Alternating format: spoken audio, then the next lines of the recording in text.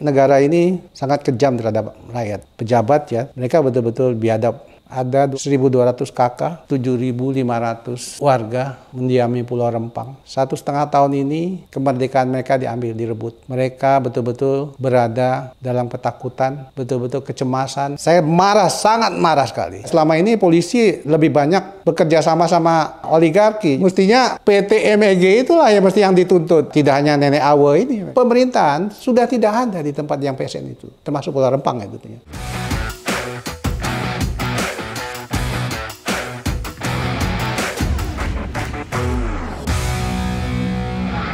Selamat datang di channel Abraham Samad Speak Up. Seperti biasa, kali ini kita mendatangkan tamu. Ini bukan hanya soal tamunya luar biasa ya. Beliau ini advokat senior. Beliau aktif mendampingi satu kasus PIK, Pak ya.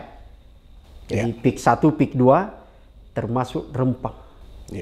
Jadi beliau ini konsen mendampingi masyarakat yang tergusur. Bahkan beliau adalah pengacara HAM gitu ya. Pak Samsir Jalil SH. Samsir Jalil aja. Samsir Jalil. Pengacara ya? Samsir Jalil. Pengacara Samsir Jalil gitu ya. Inilah low profile gitu ya. Sehat Pak ya? Ya, siap. Pak Samsir, ini kita membahas sekarang yang saya beri istilah tidak sekedar panas saja Pak. Dan juga bukan kita sekedar miris saja gitu ya melihat ini. Tapi sepertinya memang kita harus marah melihat situasi sekarang atau setidak-tidaknya mendengar gitu ya. Bagaimana kemudian perlakuan negara terhadap masyarakatnya sendiri. Mereka seolah tidak hadir di tengah brutality, ada pemodal melakukan segala kekuasaannya memperalat negara, menggusur. Di PIK 2 yang saya sebutkan tadi, dan Rempang gitu ya. Bahkan ada seorang nenek berumur 67 tahun. Bu Hadijah yang biasa dipanggil Nenek Awe. Siti Hawa Siti Hawa gitu ya, Siti Hawa gitu ya. Sampai tersangka gitu. Ini sebenarnya apa yang terjadi nih? Sebab nenek tak pukul orang, tak apa orang. Nenek duduk aja nengok. Nenek bilang dengan polisi itu, Pak, boleh diambil orang ini. Tapi orang Mek di kantor camat itu bukan kantor untuk orang Mek. Itu kantor Pak Camat itu untuk masyarakat juga. Jadi ambil orang PT Mek, bawa ke posnya, kita berhadap berunding cara baik lah ya. Pak Samsir, negara kita sekarang ini seperti apa gitu? Kalau Bung Samsudin itu marah, saya lebih marah lagi saya. Kalau perlu ya mungkin baru pembukaan buat saya ya. Saya marah, sangat marah sekali. Tapi sebenarnya kasus Nenek Awe ini hanya sebagian kecil aja dari perkara yang ada di Rempang itu. Jadi Rempang itu setelah Presiden Joko Widodo itu menandatangani kontrak Rempang Eco City di Cina itu 2023, kemudian Airlangga Hartarto itu membuat proyek strategis nasional Rempang Eco City di bulan Agustus. Bermula dari situlah semuanya. Dari Cina?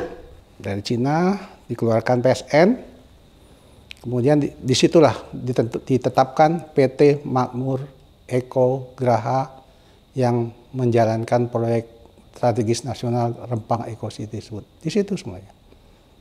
Jadi ketika mereka memasuki jembatan 4 di jembatan Barelang itu, tanggal 7 September 2023, masyarakat yang ada di sana itu melawan. Terjadilah bentrok-bentrokan besar. Tapi bentrokan itu ya memang sudah mereka persiapan juga, termasuk juga dengan aparat. Itu sampai masuk ke sekolah-sekolah itu, anak murid itu sampai tersemprot gas air mata waktu itu. Masyarakat saya pikir tahu semuanya itu, masih ingat di mata masyarakat. Jadi berawal dari penetapan proyek strategi nasional. Jadi disitulah malapetaka itu. Nah kemudian setelah bentrokan besar itu Pak Bahlil Lahadalia ya, itu datang ke sana bernegosiasi. Saat itu Menteri Investor. Menteri Investasi ya, bernegosiasi dengan masyarakat Rempang. Bernegosiasi agar perusahaan tersebut bisa mengeksekusi pulau tersebut. Pulau yang sudah ditempati ratusan tahun oleh ya nenek moyang mereka yang ada di situ ya. Dalam negosiasi itu dimintakan 1 bulan harus dikosongkan pulau itu. Penjajah juga nggak sebiadab begitu Pak. Jadi 1 bulan dimintakan masyarakat yang jumlahnya 7.500 warga dengan 1.200 kakak. Masyarakat 1.200 kakak, 7.500 warga yang ada di Pulau Rempang yang seluas 17.000 hektar itu. Minta 1 bulan dikosongkan. Kemudian masyarakat melawan. Ya, tidak mau pulaunya itu diambil, lahannya diambil, terus mereka mendirikan posko-posko. Ada 3-4 posko yang mereka bangun masyarakat secara swadaya yang mereka jaga sebagai tempat untuk mereka secara bergantian menjaga, mempertahankan wilayah itu dengan memasang spanduk-spanduk ya. Mereka menolak. Itu kayak kalau membayangkan situasi itu kayak terjadi peperangan gerilyawan gitu ya. Itu memang. Jadi sejak pemerintah menetapkan Rempang Eco City itu sebagai proyek strategi nasional, itu pulau itu sudah dikosongkan. Pemerintah sudah menarik pemerintahan di sana. Kelurahan sudah tidak ada, kecamatan sudah dikosongkan, kantor polisi masih ada tapi nggak berfungsi. Sehingga mereka juga terjadi apa-apa di situ. Itu hanya 2 kubu aja masyarakat yang ada di sana dan perusahaan PT Makmur Elok Graha yang mereka juga setiap hari berpatroli di pulau itu. Yang ada hubungannya dengan kegiatan masyarakat yang mereka anggap tidak sesuai, itu mereka eksekusi. Termasuk baru-baru ini, sebelumnya itu, 1 orang menebang pohon. Kegiatan di sana kan selain ya tentunya sebagian besar adalah pelaut dan nelayan. Yeah. Tapi sebagian besar juga bertani, berkebun. Mereka memerlukan kayu-kayu itu untuk menanam kacang panjang atau apa itu kan buat yang potong kayu. Yeah. Itu ditangkap. Motong kayu yang ditanam oleh nenek moyang mereka itu ditangkap. Sekarang lagi ditahan di Polresta Barelang. Jadi warganya yang ditangkap gitu ya? Warga ditangkap oleh pegawai PT Makmur Elok Graha. Kalau kita bicara kepolisian, nggak ada, udah nggak ada di situ. Saya semakin penasaran, Pak Samsuri gitu ya. Kasus ini pernah terjadi juga, ada Pulau Lelai di Makassar gitu ya. Tiba-tiba kemudian dipaksa dikosongkan dulu pada saat itu. Jadi pemerintahan lumpuh, sekolah tutup, kemudian kantor kelurahannya punya semua di situ gitu ya. Sebenarnya kalau seperti itu pembacaan Pak Samsuri gitu ya. Apa sebenarnya targetin pemerintah? Apakah betul-betul memang seperti yang dinyatakan Mbah Halil, udah dia harus tinggalkan ini, lokasi ini atau? Iya, balik lagi ke pernyataan Menteri Investor tersebut. Kalau pulau ini harus dikosongkan dalam 1 bulan, yang pulau ini dianggap memang pulau kosong, tidak berpenghuni. Padahal udah ratusan tahun pulau itu ditempati. Mereka bayar pajak, bayar PBB. Berkontribusi kepada negara? Berkontribusi kepada negara. Mereka bayar PBB, bayar pajak, semua segala macam. Kemudian juga mereka ikut pemilu warga di situ. Sama, tapi pulau ini dianggap kosong. Jadi saya menganggap, ya pemerintahan ya, mungkin di bawah pemerintahan Presiden Joko Widodo, itu betul-betul tidak peduli terhadap 7.500 warga yang ada di sana. Itu dianggap warga yang ibaratnya warga yang hanya ada di TPS suaranya, tapi tidak ada dalam kedaulatan gitu ya? Iya, tidak ada dalam kedaulatan. Itu kan luar biasa ya. Nah kemudian setelah itu ya kejadian-kejadian clash bentrokan horizontal itu nggak terhindarkan sejak bulan Agustus 2023 tersebut. Masyarakat di sana itu sudah betul-betul hilang kemerdekaannya. Gak ada kemerdekaannya mereka. Jadi mereka merasakan ya mereka berada seperti dalam hutan. Karena memang setelah mereka mendirikan posko itu ibaratnya dari PT Makmur Eko Graha pun juga berusaha untuk menaklukkan. Jadi seperti menaklukkan benteng itu kan, itu dipertahankan. Karena di situ dipasang-pasang spanduk. Gitu. Tentunya menolak ya untuk digusur atau dipindahkan. Jadi, sekarang di sana Pak Samsir kan pemerintahan tutup nih. Mana udah nggak ada pemerintahan di sana. Anak-anak itu sekolah di mana? Yang masih ada itu di sana itu SD. SD masih ada? SD masih ada. Kalau sekolah di atas SD itu mereka sudah ke Batam atau ya tempat lain. Kalau pemerintah sama sekali udah nggak ada. SD ini negeri? SD negeri. Negeri. Ya, masih ada gitu ya? Masih ada. Masih di ini gitu ya? Ya, masih ada. Karena kan ini kan betul-betul pelanggaran HAM Pak, kalau sampai kemudian pendidikan apa semua kan generasi. Ya kita nggak bicara HAM lagi, orang pemerintahnya udah nggak ada kok. HAM itu kan udah ada pemerintahannya, pemerintah negara Republik Indonesia itu ada Komnas HAM-nya yang ngatur, kan nggak ada. Atau jangan-jangan ini bagian dari cara mereka untuk melakukan secara sistematis kan, supaya habitat orang itu kan keluar gitu loh. Itulah yang saya katakan tadi. Pelayanan publiknya tidak ada gitu kan. Itu yang saya katakan tadi. Mereka berharap penduduk yang ada di sana yang berjumlah 7.500 orang, 12.200 kakak itu menyingkir dari bawah itu. Jadi sengaja dikondisikan bagaimana mereka stres gitu kan, secara psikologis banyak semua. Oh iya, itu jaga pos itu siang malam, ibu-ibu siang, bapak-bapaknya malam. Mereka kalau tidak ada pos itu kan, ya itu yang saya katakan tadi, pos itu ibarat benteng ya, yang mereka perebut. Kalau main catur itu kalau bentengnya udah ditaklukkan itu, udah kan. Yang peristiwa bulan Desember itu kan, posnya kan dihajar lagi kan? Ya, oke. Itu berangkat dari pemeriksaan 3 tersangka kemarin. Awal dari ya, yang tersangka ini ya? Yang tersangka ini. Ya. Jadi mereka memang menjaga posnya itu siang malam. Kemudian memang pos itu jadi target untuk PT Makmur Ekograha itu untuk dihancurkan. Kalaupun ada spanduk-spanduk, itu spanduk itu dibuang, dirobek. Kemudian mereka sudah mengintai, memang hari-hari sebelumnya itu kalau ada juga yang sudah dirobek, mereka mengintai. Tanggal 17 Desember 2024 kemarin itu mereka 2 orang, mereka nyelinap masuk di situ dengan 2 orang itu dari PT Makmur Ekograha, ketangkap sama masyarakat di situ.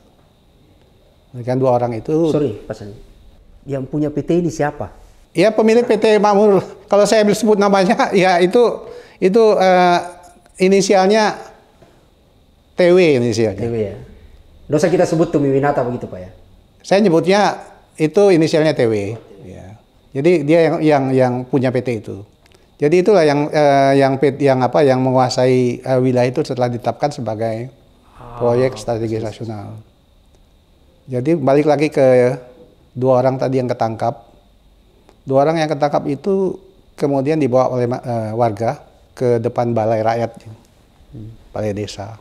Tentunya karena nggak ada pemerintahan kan mereka juga amankan betul-betul kan ya orang tersebut. Dia bertanggung jawab menjaga wilayahnya karena pemerintahan sudah tidak ada. Nggak ada. Jadi tidak ada yang dilanggar sebenarnya. Nggak ada yang dilanggar ya. Jadi mereka masuk situ untuk merusak. Hukum adat di situ yang berlaku gitu. Iya, adat ya, hukum adat yang masih ada ya. Yang mengganggu wilayahnya tangkap, kemudian diamankan. Kemudian waktu itu mereka sebutkan kalau mereka katakan kalau mereka juga ada hubungi aparat pemerintahan ya, yang bukan di situ tentunya di Polresta Barelang itu. Mereka pakai situ. Menginformasikan bahwa ada orang yang ditangkap. Nah dari situ kemudian tersangka nenek Siti Hawa. Nama yang sangat luar biasa juga bagi kita orang Islam ya. Dipanggil kalau orang Melayu itu Hawa itu Hawa. Jadi Nek Hawa itu tahu kalau ada orang yang ditangkap, dia datanglah ke balai desa itu. Dia datang ke balai desa itu, kemudian ya tentunya dia marah kan, ya, orang yang selama ini yang bentengnya dia pertahankan berusaha untuk dihancurkan, ya spontan aja dia mengeluarkan kata-kata ya termasuk juga berdialog, tapi dengan emosi aja. Di situ udah ada aparat, tapi aparat kan nggak berbuat apa-apa. Tadi waktu aparat dilaporin bahwa ada yang ditangkap, dia tidak datang langsung ambil, amankan. Aparat di Pulau Rempang itu juga kantor polisinya masih ada, dan pada saat nenek Awe ini datang, itu aparat juga ada di situ. Aparat juga ada di situ. Dialog itulah, video itulah yang mentersangkakan beliau. Video itulah yang mentersangkakan beliau. Jadi dialog itu ada di situ. Jadi memang setelah itu ada dialog. Ya memang karena dia emosi, dia spontan aja apa yang dia katakan. Termasuk juga dia sebutkan itu yang ditangkap, yang mau nebang pohon itu coba dilepas gitu kan. Nah, kita tukar sama ini, itu kan spontan ya dalam arti. Dan tidak ada masalah, kan itu bagian dari negosiasi kan. Namanya orang advokasi kan? Ya enggak, dalam arti kan dia hanya emosi aja.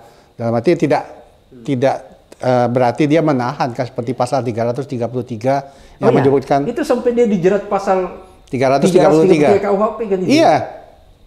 Itu malah merampas kemerdekaan. Merampas kemerdekaan orang kan. Seorang nenek 67 tahun bisa merampas kemerdekaan. Tangannya patah itu. Kejadian sebelumnya.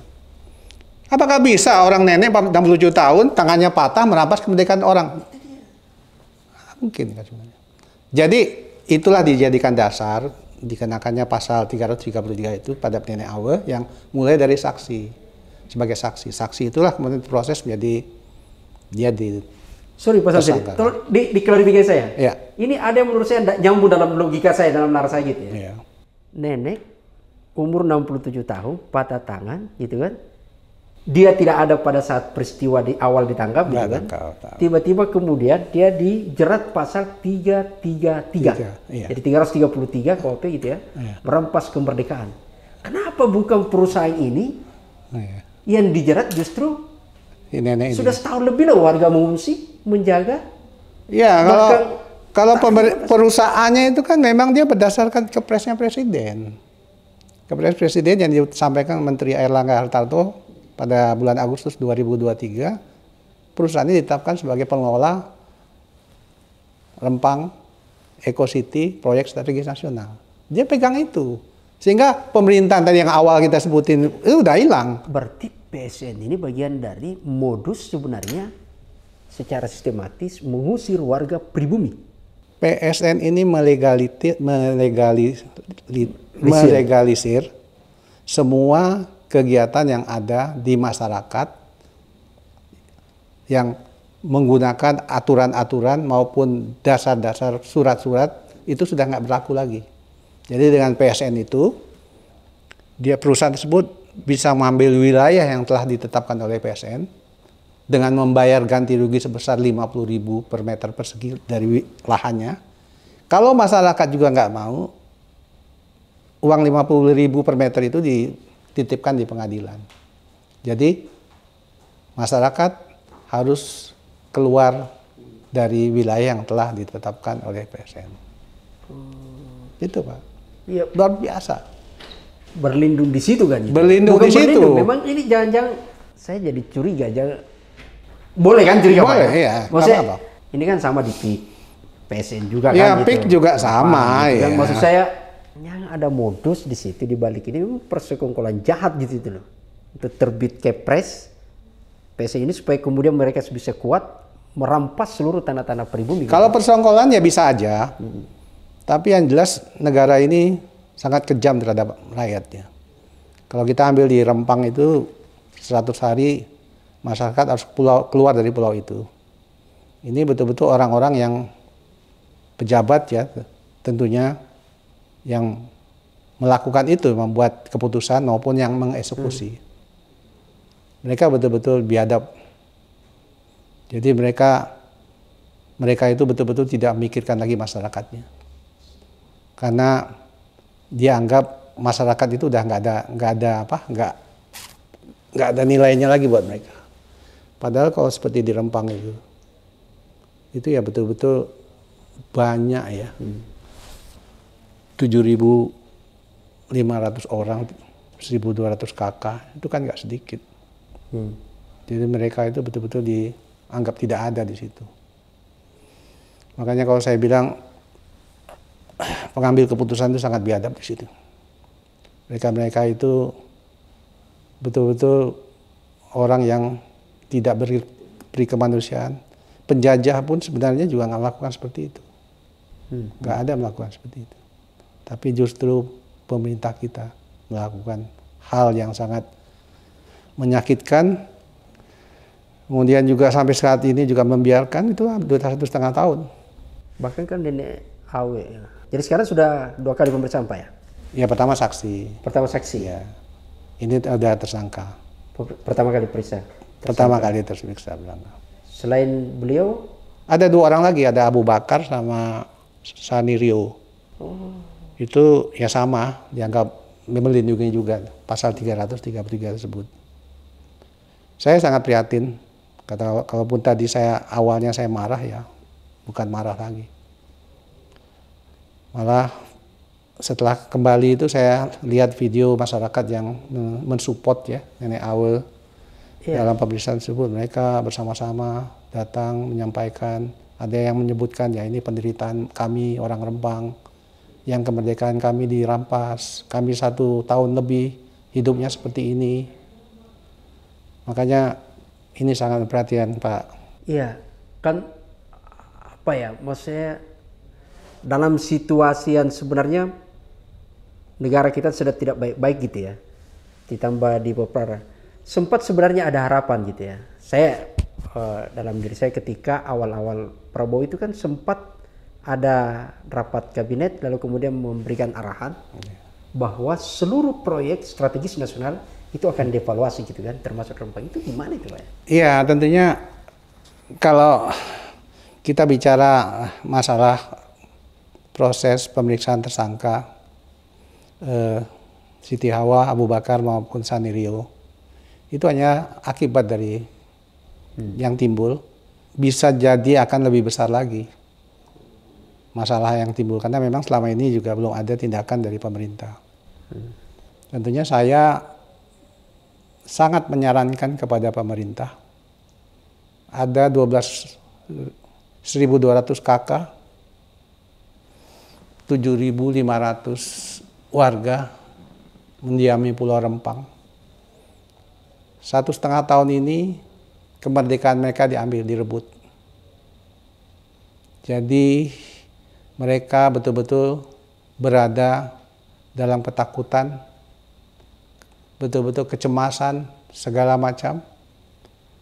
Saya berharap pemerintah sekarang ya, Presiden Prabowo Subianto, agar cepat-cepat mengevaluasi, yang tentunya dimulai dari penghentian sementara. Karena yang mengeluarkan Kepres adalah Presiden Joko Widodo sebelumnya. Presiden Prabowo Subianto sudah tahu akan hal ini, segera membekukan sementara proyek strategis nasional Rempang Eco City yang dijalankan oleh PT Makmur Elograha untuk dievaluasi. Dievaluasi kemudian segera mendatangkan orang, katakanlah di sini adalah tim, agar masyarakat yang ada sekarang itu bisa pulang ke rumahnya, agar masyarakat bisa kembali ke rumahnya. Yang 1,5 tahun mereka secara bergantian mempertahankan benteng yang diperebutkan oleh PT Makmur Elograha itu. Dengan runtuhnya benteng, mereka mengharapkan semuanya itu kan sudah hilang kalau penolakan terhadap proyek SPS ini. Mereka kan itu yang mereka perjuangkan. Mereka pulang ke rumahnya masing-masing untuk beraktivitas kembali. Ya tentunya kalaupun yang dikirim ke sana, bukan saya menggurui, tapi paling tidak bisa cepat mendapatkan solusi, ya kirimkan tentara lah ke sana. Entah itu dibuat latihan atau pembinaan. Pulau Rempang 17.000 hektar itu luas, buat latihan bisa. Itu yang lebih efektif. Ya tentunya kalau hanya mengirimkan polisi, ya selama ini polisi lebih banyak bekerja sama perusahaan ya, sama oligarki. Jadi boleh jadi juga tidak efektif. Saya pikir tentara yang paling tetap itu, saya pikir ya, datang ke sana, entah itu apakah itu membuat latihan, apakah itu buat pembinaan. Pulau itu begitu luas sehingga masyarakat yang sedang tertekan, hilang kemerdekaannya, bisa kembali ke rumahnya masing-masing, bisa beraktivitas. Kalaupun evaluasi setelah itu, ya perlu waktu panjang lah, saya pikir. Betul-betul ini kan sungguh-sungguh. mau bulan Ramadan ini, Pak. Apalah. Udah ini bulan Ramadan yang kedua kan berarti kan. Iya. Jadi sebenarnya mereka memang hilang kemerdekaannya hampir dua Ramadan ini. Kalau kita merujuk pada hukum internasional ini kan pelanggaran HAM berat nih sebenarnya. Saya pikir begitu. Tapi kan ya karena pemerintah sudah menetapkan ini proyek strategis nasional kan pemerintah sudah lepas tangan. Jadi dianggap kalaupun seperti sekarang ini kan pemerintah belum hadir kan jadinya kan. Tapi setelah kondisinya ada seperti ini, masyarakat sudah sekian tahun lama menderita, saya pikir yang namanya proyek-proyek itu, terutama proyek strategis nasional, ya mungkin juga yang tempat-tempat lain, itu segera dievaluasi. Kalaupun ada masyarakat yang tertindas, yang tertekan, yang terkurung ya, seperti di proyek strategis nasional di Pantai Indah Kapuk itu kan ada satu desa di Muara itu betul-betul berada di jalur Gaza ya, itu istilahnya ya. Itu sekitar 300 sampai 1.000 orang yang ada di situ yang setiap hari kebanjiran. Saya pikir itu harus diselamatkan. Itu Gaza itu penjara terluas dunia gitu kan. Dianggap penjara terluas dunia. Iya, bayangkan. Tempat tinggal mereka itu dibentengi oleh tembok-tembok tinggi. Setiap hari mereka kebanjiran. Jadi mereka tidak mendapatkan kemerdekaan apa-apa sama sekali di situ. Mereka menderita. Saya pikir daerah-daerah tertentu yang seperti itu yang udah diketahui pemerintah atau kami menyampaikan supaya datang ke sana melihat masyarakat kita yang kita sudah 79 tahun merdeka ini, sementara mereka masih dikurung atau sementara mereka tidak mendapatkan kemerdekaan, itu mereka dipulihkan dulu. Sehingga kalaupun kita mau berpikir ke depan tahun 45 Indonesia emas, sementara ada yang belum merdeka, ya bagaimana dong? Itu cemas. Indonesia cemas jadinya. Tiap detik cemas terus. Tiap detik cemas terus. Seperti itu, Pak. Jadi kalau proyek dari masalah tersangkakan 3 orang itu, saya pikir itu juga sudah kita dampingi, dan mereka juga waktu kejadian itu mereka juga ada seperti Nenek Awe itu tidak ada di situ.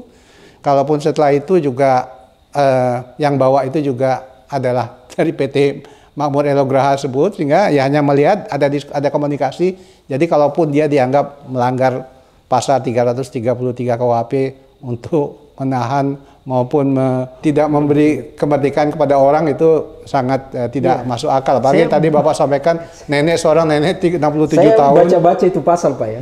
Itu kan disebut bahwa merampas kemerdekaan, bahkan kalau misalnya disebut melukai gitu kan, atau yang mengakibatkan meninggal dan macam-macam. Tapi ini kan umur 67 tahun.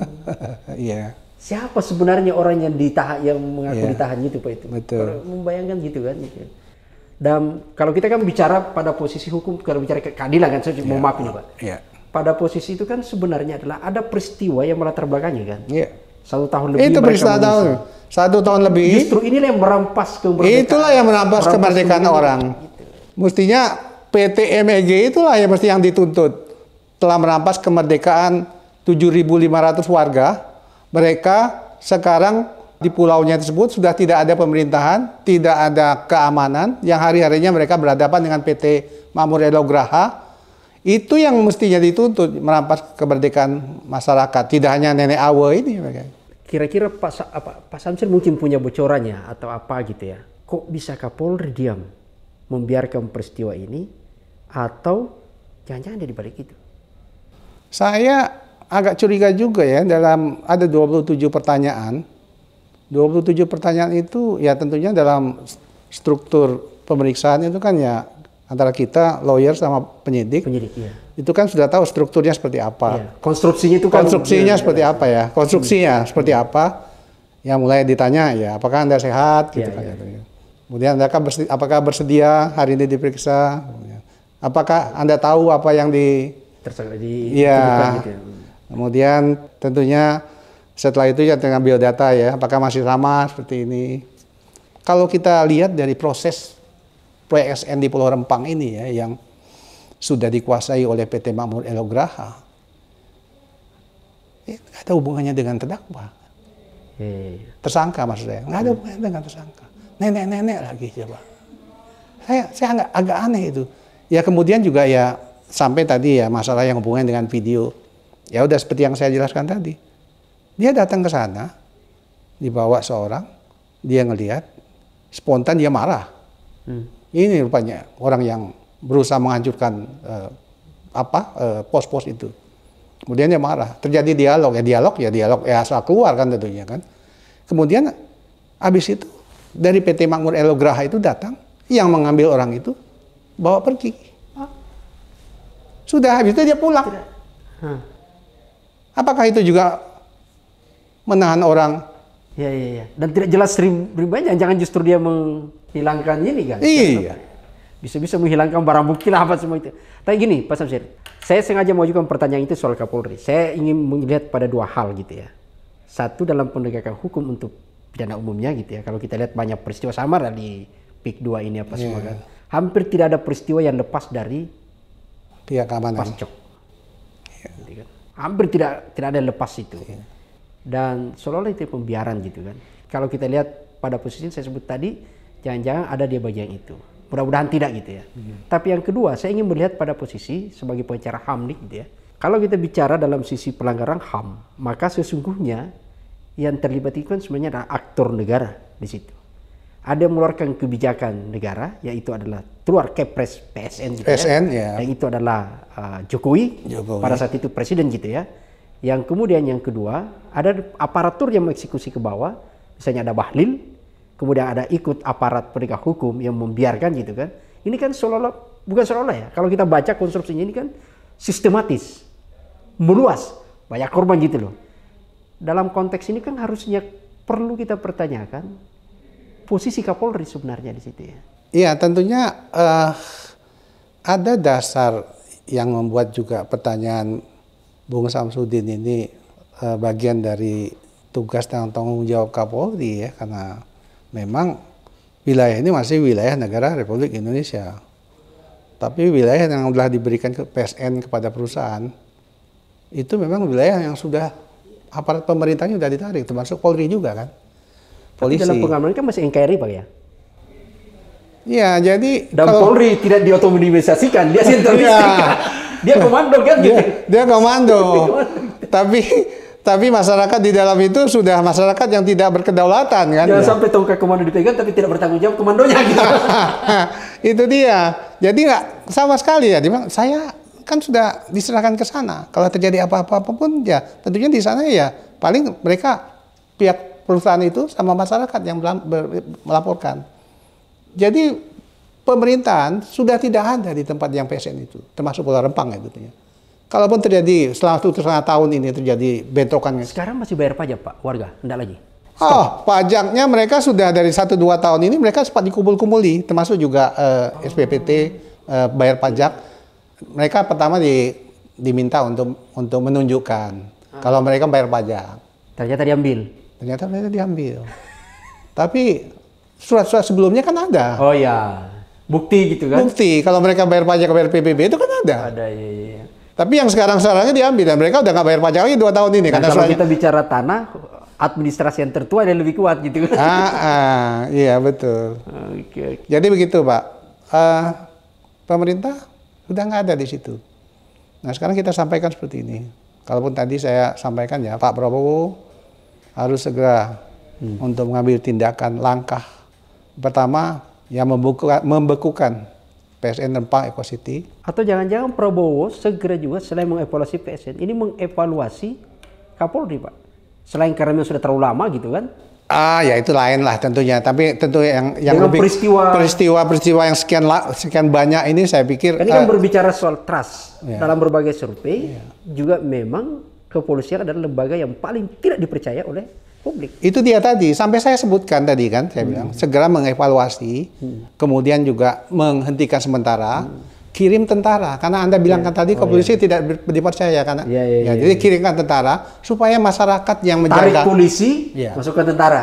Polisi nggak ditarik, nggak ada lagi polisi. Oh, sudah tidak ada. Kalau ada, enggak. Kalau ada pun kantor polisi yang ada itu nggak berbuat apa-apa. Oh. Tidak berbuat apa-apa. Termasuk juga yang tadi yang kecelakaan yang ada yang ditangkap itu, yang bawa itu juga dari PT Makmur, bawa orangnya yang ketangkap itu. Polisi hanya diam aja gitu. Tapi bikin video yang mentersangkakan Ibu Awa itu. Jadi polisi hanya ada untuk mentersangkakan Ibu Awa. Tidak ada dalam pengamanan. Sampai waktu penyerbuan pos-pos itu polisi tidak ada. Tidak ada. Kalau ada Ya memang ya itu awalnya itu ya karena memang PSN itu tadi. Oke. Jadi pemerintah itu udah nggak ada di situ. Ya tentunya saya pikir tidak hanya kita ya yang ada di sini, seluruh masyarakat Indonesia, terutama yang kena dampak dari proyek strategis nasional, apakah itu PSN di Rempang Eco City maupun PSN di Pantai Indah Kapuk, itu tidak sedikit masalah-masalah hukum yang digelapkan oleh perusahaan yang ditunjuk oleh negara tersebut. Saya pikir mulai dari Pantai Indah Kapuk maupun di Rempang itu segera pemerintah untuk cepat-cepat menghentikan dulu sementara kegiatan mereka. Atau apapun dalam bentuknya ya, kalau bisa langsung mencabut ya, mencabut PSN. Tapi kan tentunya ada proses ya, karena mereka juga sudah mengeluarkan juga biaya ya untuk itu. Segera menghentikan, evaluasi, kemudian rehabilitasi ini masyarakat-masyarakat yang ada di sana. Di Rempang itu ada 7.500 orang. Di Pantai Indah Kapuk itu ada orang yang masyarakat yang sudah dikepung dengan dua benteng itu yang setiap hari mereka banjir, supaya itu betul-betul diselamatkan dulu. Karena kita kan sudah merdeka 79 tahun. Kalaupun ada yang masih merasa belum merdeka, tentunya ini sangat memperhatikan kita semua.